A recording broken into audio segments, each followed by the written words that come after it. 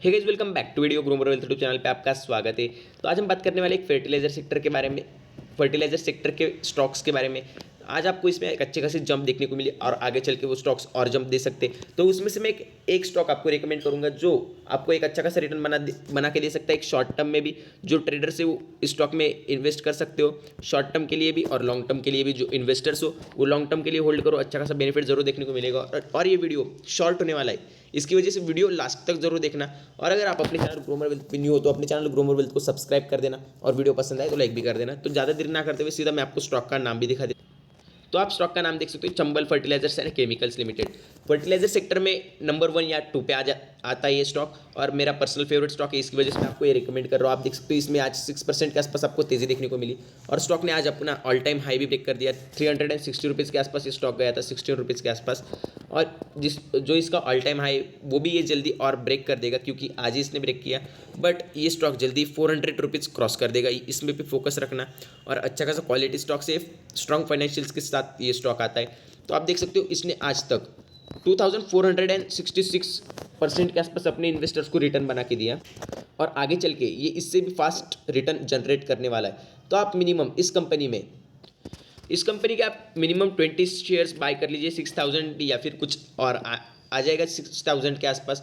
But एक आपकी quality investment हो जाएगी। बहुत से हमने पेनी स्टॉक्स डिस्कस किए या फिर रिस्क स्टॉक्स इन्वेस्ट करने के लिए रिस्क स्टॉक्स में भी हमने ट्रेड किए, तो वहाँ पे भी आपको एक अच्छा खासा बेनिफिट हुआ। बट चंबल फर्टिलाइजर एक लॉन्ग टर्म वाला स्टॉक है और बहुत से ऐसे इन्वेस्टर रहते हैं जिनको लगता है, रिटेल इन्वेस्टर्स जिन्होंने आज हम सबको लगता है कि हमने 10,000 इन्वेस्ट कर दिए और आगे चल के हमको 10 लाख या फिर 20 लाख के आसपास बेनिफिट देखने को मिली। तो ये स्टॉक वैसे आपको रिटर्न जरूर दे सकता है, सिर्फ आपको इस स्टॉक को लॉन्ग टर्म के लिए होल्ड करना है। तो ज़्यादा देर ना करते हुए इसका फाइनेंशियल्स भी आपको दिखा देता हूँ। तो यहाँ पे आप कंपनी का फाइनेंशियल्स भी आपको दिखा देता हूँ। यहाँ पे आप कंपनी का नाम देख सकते हो, Chambal fertilizers and chemicals limited. Fertilizer sector का स्टॉक है और मैंने आपको पहले भी बता दिया मेरा पर्सनल फेवरेट स्टॉक है। भारत रसायन के बाद अगर कोई फेवरेट स्टॉक है मेरा तो यही स्टॉक है फर्टिलाइजर सेक्टर का। और भारत रसायन की प्राइस 13,000 के आसपास है, इसकी वजह से मैंने आपको वो रिकमेंड नहीं किया। अगर किसी के पास 13,000 रुपीज़ है, मैं ऐसा नहीं कह रहा हूँ कि आपके पास नहीं होंगे, बट अगर किसी के पास डेढ़ इन्वेस्टमेंट पड़े 30,000 रुपीज़ तो भारत रसायन में ज़रूर इन्वेस्ट करें। स्टॉक 20% तभी मिनिमम हर साल ग्रोथ देता है और एक रिस्क फ्री स्टॉक है दोनों भी। तो आप देख सकते हो आज इसमें आपको 6% के आसपास तेज़ी देखने को मिली और स्टॉक ने 20 रुपीज़ के आसपास गेन कर लिया आज। उसके बाद अगर बात की जाए इसके 52 वीक रेंज की, तो यहाँ पे आप देख सकते हो 133 रुपीज़ के आसपास इसने लो लगाया था। उसके बाद आप देख सकते हो आज इसने अपना ऑल टाइम हाई भी ब्रेक कर दिया। आप इसमें वॉल्यूम भी देख सकते हो, 12 करोड़ के आसपास इसमें वॉल्यूम ट्रेड हुए। तो एक अच्छी खासी हाई लिक्विडिटी वाली कंपनी है। और आपको तो पता ही है अभी रेनी सीजन आने वाला है, उसकी वजह से फार्मर्स या फिर जो कंपनीज रहती है उनको फर्टिलाइजर्स की वेरी हाई डिमांड रहती है। उसकी वजह से स्टॉक में आपको वेरी बुलिश ट्रेंड देखने को मिल रहा है। और ये स्टॉक ऐसी कोई बात नहीं कि रेनी सीजन इसकी वजह से इंक्रीज हो रहा है, ये स्टॉक 12 मंथ भी इंक्रीज होता है। और रिस्क फ्री इन्वेस्टमेंट है, जितने पैसे लगा सकते हो उतने लगा दीजिए। मैं ऐसा कोई आपको फिक्स अमाउंट नहीं बोलूँगा, सिर्फ 6,000 लगाइए, 10,000 लगाइए, 60,000 लगाइए, 1 लाख लगाइए, जितने पैसे उतने लगा सकते हो आप और रिस्क फ्री इन्वेस्टमेंट होगा। अगर स्टॉक में कल फॉल भी देखने को मिला तभी 300 रुपीज़ स्टॉक 300 रुपीज़ का जो स्टॉक का सपोर्ट है वो ब्रेक नहीं करेगा, क्योंकि स्टॉक एक क्वालिटी स्टॉक है और क्वालिटी स्टॉक्स कभी भी ज़्यादा गिरते नहीं है, उनमें तुरंत आपको रिकवरी देखने को मिल जाती है। उसके बाद अगर आप बात करें इस कंपनी के मार्केट कैपिटलाइजेशन की, तो एक मिड कैप कंपनी आप देख सकते हो 12,904 करोड़ के आसपास इसका मार्केट कैपिटलाइजेशन है। और उसके बाद अगर इसके फेस वैल्यू की बात की जाए तो यहाँ पे आप देख सकते हो 10 रुपीज़ का कंपनी का फेस वैल्यू, यानी कि कंपनी आपको कभी भी स्प्लिट दे सकती है। और जो कंपनी का पी है वो सेक्टर के पी से हाफ हम कह सकते हैं, 7 के आसपास कंपनी का पी है और सेक्टर का पी 12 के आसपास आपको देखने को मिलता है। और जो अर्निंग पर शेयर वो एक बेस्ट अर्निंग पर शेयर आपको देखने को मिलेगा, 40 रुपीज़ के आसपास अर्निंग पर शेयर, 39.76, यानी कि अप्रॉक्सीमेटली 40 रुपीज़ के आसपास अर्निंग पर शेयर। एक केमिकल सेक्टर में एक बेस्ट स्टॉक है ये, इसीलिए मैं आपको कह रहा हूँ जितने पैसे इन्वेस्ट कर सकते हो अभी कर दीजिए, क्योंकि लॉन्ग टर्म में जरूर एक बेस्ट रिटर्न कंपनी बना के देगी। यहाँ पे आप देख सकते हो कंपनी की बुक वैल्यू भी देख सकते हो 125 रुपीज़ के आसपास अच्छी खासी बुक वैल्यू कंपनी की। आप यहाँ पे कंपनी का पाई स्टॉक स्कोर भी देख सकते हो, स्ट्रॉन्ग फाइनेंशियल्स के साथ ऐसी कंपनी आती है। मैं आपको कहूँगा BSE में या फिर NSE में आप पकड़ लीजिए, 4,000 कंपनीज है, उसमें से आपको 1,000 भी ऐसी कंपनीज देखने को नहीं मिलेंगी जिसका फाइनेंशियल स्ट्रांग हो।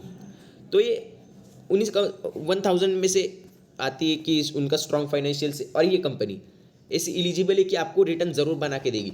बहुत से स्टॉक्स में आप पैसे इन्वेस्ट कर देते हो, जैसे कि पेनी स्टॉक में 5000 2000 ऐसे पैसे इन्वेस्ट कर देते हो कि आपको लगता है लॉन्ग टर्म में बेनिफिट दे। बहुत से पेनी स्टॉक्स डीलिस्ट हो जाते हैं, बट ये कंपनी ऐसी कन्फर्म आपको रिटर्न बना के। और जो मनी कंट्रोल यूजर्स है उनमें से 100% यूजर्स इस कंपनी को बाय रिकमेंडेशन दे रहे हैं, और मैं तो इस कंपनी को स्ट्रॉन्ग बाय रिकमेंडेशन दे रहा हूँ। आप समझ सकते हो मैं इस कंपनी में इतना आपको रिकमेंडेशन क्यों दे रहा हूँ। मैं किसी भी कंपनी में आपको इतना रिकमेंडेशन नहीं देता हूँ, विदाउट एनी रिस्क कंपनी है। और आप कंपनी का जो रेवेन्यू वो भी देख सकते हो, 2017 में 7000 के आसपास 7553 करोड़ के आसपास इसका रेवेन्यू था। उसके बाद आप देख सकते हो थोड़ा बहुत आपको फॉल देखने को मिला 10 करोड़ के आसपास इसके रेवेन्यू में, बट उसके बाद अगर आप इसमें जंप देखो तो 10,000 करोड़ के आसपास हो गया 2019 में, 2020 में 12,000 करोड़ के आसपास, और 2021 में 12,719 करोड़ के आसपास। आप देख सकते हो कंपनी का जो आपको रेवेन्यू देखने को मिल रहा है उसमें एक इंक्रीज ही देखने को मिल रहा है, यानी कि कंपनी का फाइनेंशियल्स वेरी स्ट्रांग है। इसकी वजह से आपको ये देखने को मिल। और सबसे ज़रूरी बात, जो फर्टिलाइजर सेक्टर की कंपनीज रहती है उनमें आपको हाई डेप्ट देखने को मिलता है, बट इस कंपनी में भी हाई डेप्ट था, बट ये कंपनी अपना डेप्ट रिड्यूस करके 0.06 के आसपास कर दिया, यानी कि ये कंपनी ऑलमोस्ट डेप्ट फ्री है। थोड़ा बहुत डेप्ट अगर और कम कर दिया तो ये कंपनी डेप्ट फ्री हो जाएगी कंप्लीटली। और जैसे एक मल्टीबैगर कंपनी का आपको रिटर्न्स देखने को मिलता है उसी प्रकार आप इस कंपनी का जो अर्निंग पर शेयर वो भी देख सकते हो। 2017 में 8 रुपीज़ के आसपास थी, और उसके बाद आपको एक हाई रिटर्न देखने को मिला इसके अर्निंग पर शेयर में। आप देख सकते हो 39.76, यानी कि 40 रुपीज़ के आसपास इसका अर्निंग पर शेयर, एक हाई अर्निंग पर शेयर आपको इस कंपनी में देखने को मिल रहा है। और आपको तो पता ही है जिस कंपनी का अर्निंग पर शेयर सबसे ज़्यादा देखने को मिलता है आपको, उस कंपनी में आपको हाई ग्रोथ जरूर देखने को मिलती है। और इस कंपनी का जो शेयर होल्डिंग चार्ट है वो भी एक बेस्ट शेयर होल्डिंग चार्ट में कहूँगा इसे। आप देख सकते हो प्रमोटर्स के पास 60% स्टेक है, उसके बाद आप देख सकते हो फॉरेन इंस्टीट्यूशनल के पास 7% स्टेक है, डोमेस्टिक इन्वेस्टर्स के पास 15% स्टेक है, पब्लिक के पास 16% स्टेक है। एक अच्छे खासी स्टेक्स जो डोमेस्टिक इन्वेस्टर या फिर फॉरेन इंस्टीट्यूशनल के आपको देखने को मिल रही है इस कंपनी में। और मैं इसका सबसे मेन रीज़न आपको बता दूँ, मैं ये कंपनी आपको इतना फोर्सफुली क्यों बता रहा हूँ, तो उसका सबसे मेन रीज़न आप यहाँ पे देख सकते हो। मैंने सब फर्टिलाइजर कंपनीज जो इसको कॉम्पिटिटर से उनका कंपेरिजन आपको करके दिखा रहा हूँ। यहाँ पे आप देख सकते हो सबके कंपैरिजन में जो फर्टिलाइजर एंड केमिकल इसके कंपैरिजन में आपको इसकी प्राइस कम देखने को मिल रही है, बट आप देख सकते हो जो टाटा केमिकल या फिर कोरोमंडल इंटरनेशनल उसके कंपैरिजन में आपको चंबल फर्टिलाइजर की प्राइस कम देखने को मिल रही है। उसके आप देख सकते हो मार्केट कैपिटलाइजेशन में चंबल फर्टिलाइजर नंबर 2 पे आता है नीचे से, यानी कि आपको जो कोरोमंडल इंटरनेशनल है उसका मार्केट कैपिटलाइजेशन इससे ज़्यादा देखने को मिलता है। बट आप देख सकते हो सबसे कम पीई जो प्राइस टू अर्निंग रेशियो है उसमें सबसे कम पीई आपको चंबल फर्टिलाइजर को देखने को मिल रहा है। इसका मेन रीज़न है जो प्राइस टू अर्निंग जो ईपीएस है कंपनी का ज़्यादा है, इसकी वजह से आपको पी कम देखने को मिल रहा है। और एक अच्छी बात है इन्वेस्टर्स के लिए, क्योंकि कंपनी में हाई रिटर्न्स आपको देखने को मिल सकते हैं। और इस कंपनी की दूसरी सबसे मजबूत बात जो कंपनी का रिटर्न ऑन इक्विटी परसेंटेज जो आप यहाँ पे देख सकते हो 31% के आसपास रिटर्न ऑन इक्विटी है। वही कोरोमंडल इंटरनेशनल का आप देख सकते हो 800 के आसपास प्राइस चल रही है, बट इसका रिटर्न ऑन इक्विटी आपको 25 का देखने को मिल रहा है। और टाटा केमिकल का ओनली 1 का है, और फर्टिलाइजर एंड केमिकल का आप देख सकते हो -198। तो इस कंपनी में इन्वेस्ट बिल्कुल मत करना, और अगर इन्वेस्ट करना ही है तो तीनों में बेस्ट कंपनीज में करो, चंबल फर्टिलाइजर में।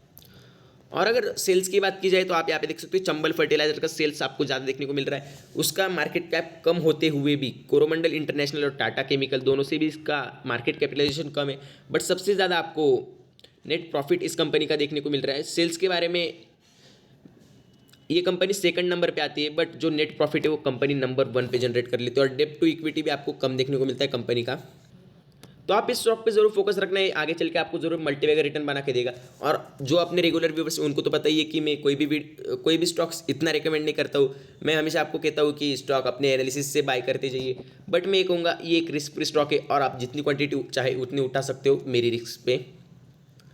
तो ज़रूर स्टॉक को बाय करना, और अगर आपके पास ये स्टॉक है तो मस्ट होल्ड करना, आगे चल के एक मल्टीबैगर रिटर्न जरूर बना के देंगी ये कंपनी।